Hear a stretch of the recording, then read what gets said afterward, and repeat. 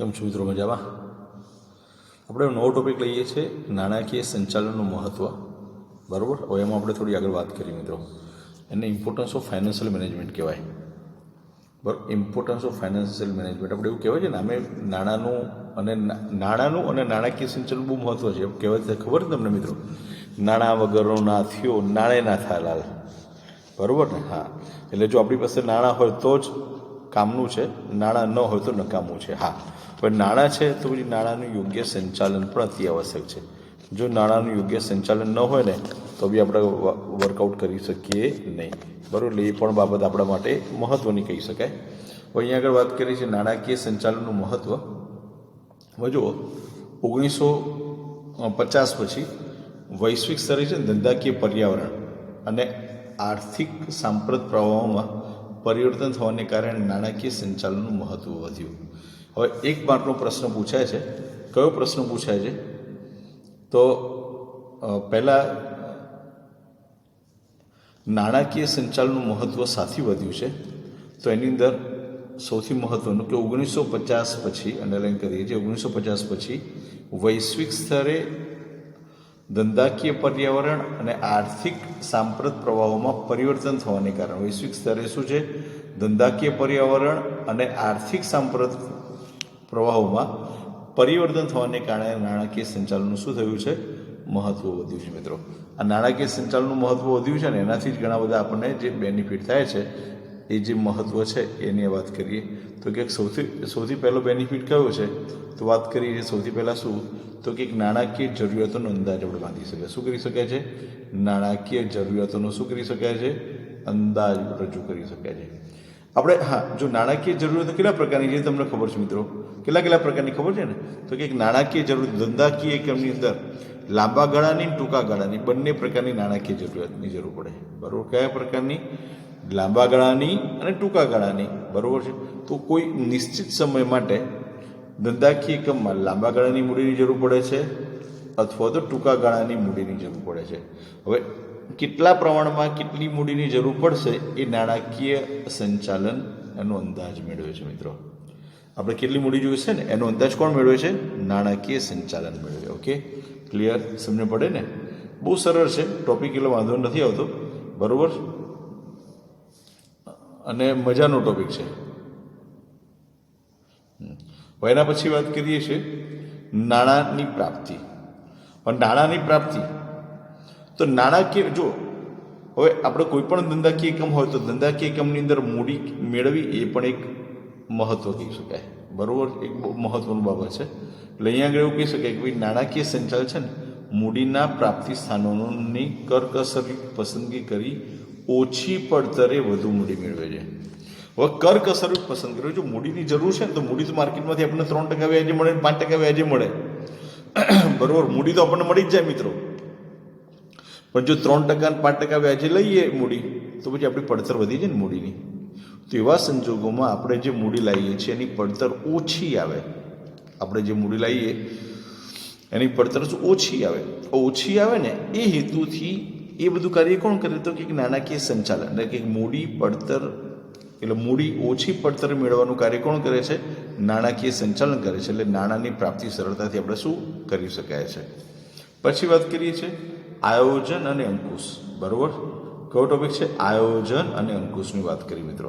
હવે આયોજન નાણાકીય સંચાલનની અંદર છે ને, તો પહેલાં તો નાણાંનો કરકસર ભર્યો ઉપયોગ.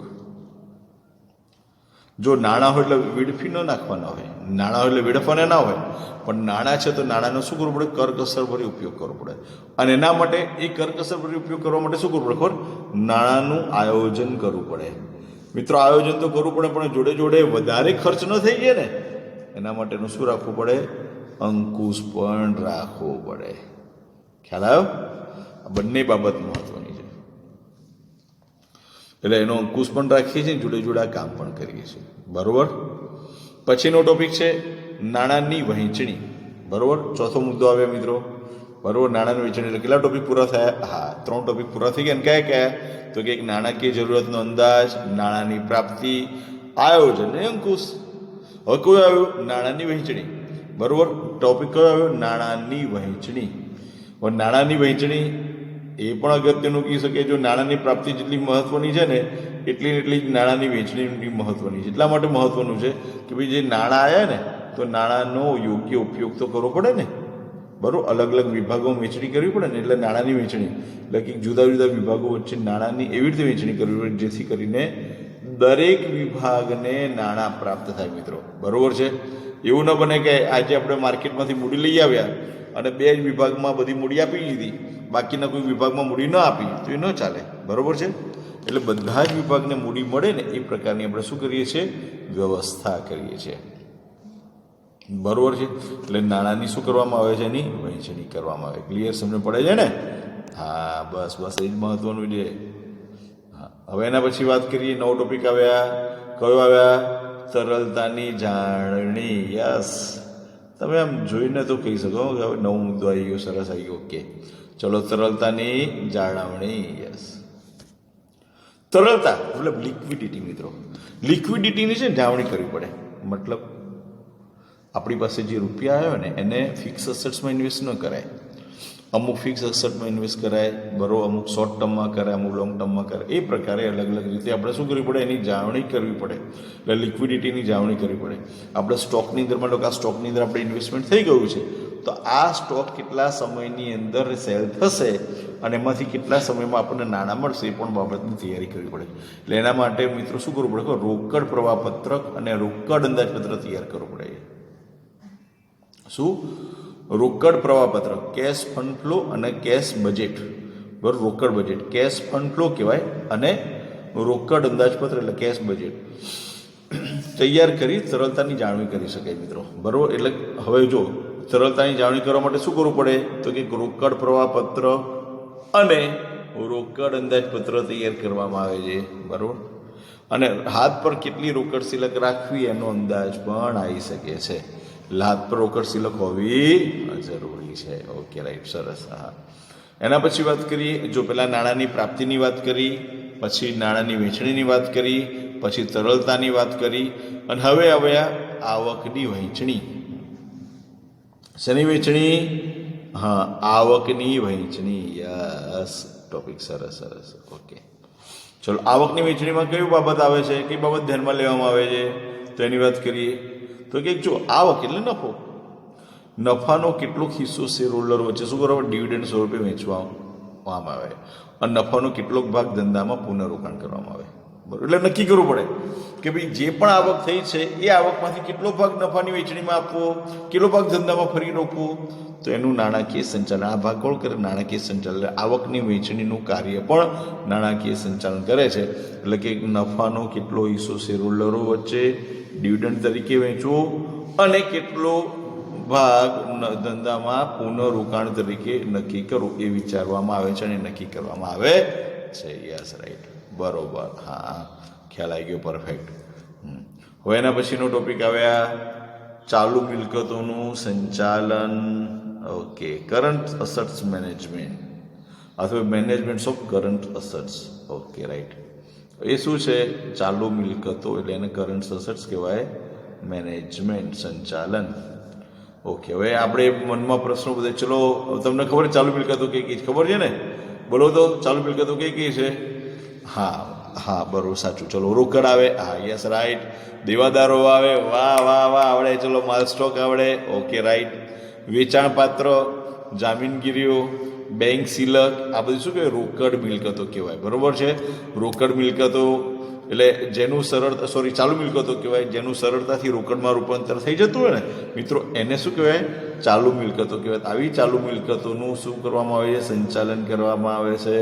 તો કે ચલો, ચાલુ મિલકતોમાં રોકડ છે, દેવાદારો છે, માલ સામગ્રી છે, વેચાણપાત્ર જામીનગીરીઓ છે, બરોબર, બેંક સિલક વગેરેનો સમાવેશ થાય છે, બરોબર.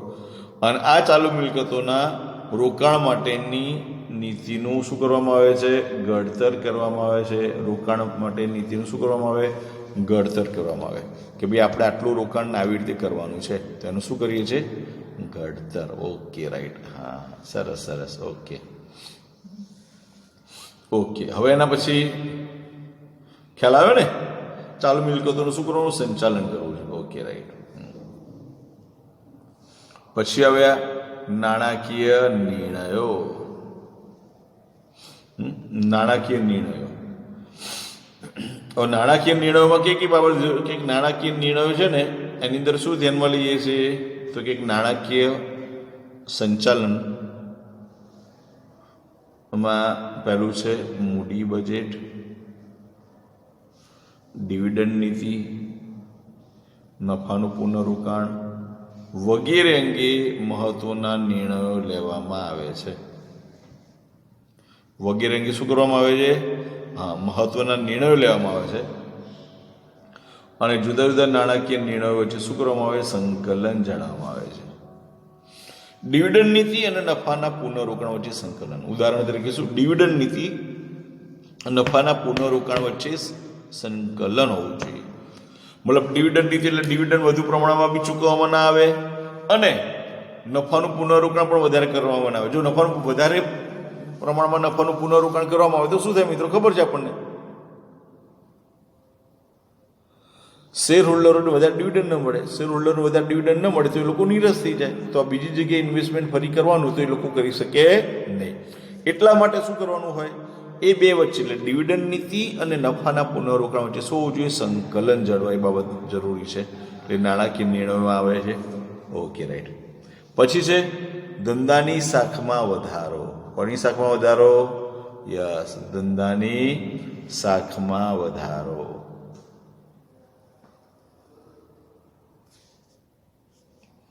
ચલો હવે એની અંદર કઈ બાબતો આવે?